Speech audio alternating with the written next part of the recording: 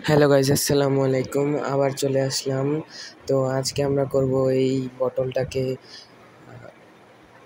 একটি শোপিস হিসেবে বানাবো। তো প্রথমে আমি এটাকে জেসো দিয়ে কভার করে নিব।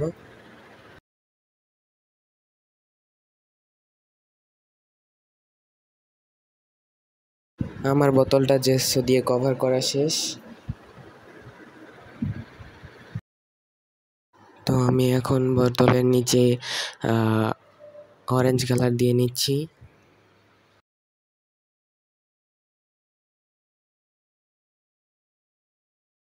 আমার অরেঞ্জ কালার দেওয়া শেষ।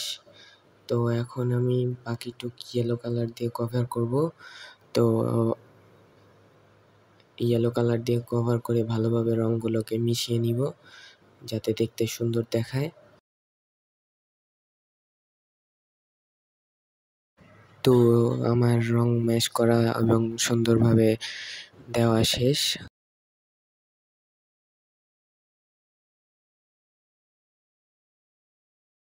তো এখন এই জায়গায় যে কোনো শেপ আপনারা আঁকতে পারেন, তবে আমি এখানে একটি হার্ট শেপ এঁকে নিচ্ছি। তো আমার হার্ট শেপ আঁকা শেষ। তো আমার পুরো বোতলটা ডেকোরেট করা শেষ। তো এটার ফাইনাল লুক দেখে কেমন লাগলো কমেন্টে জানাবেন এবং লাইক সাবস্ক্রাইব করবেন।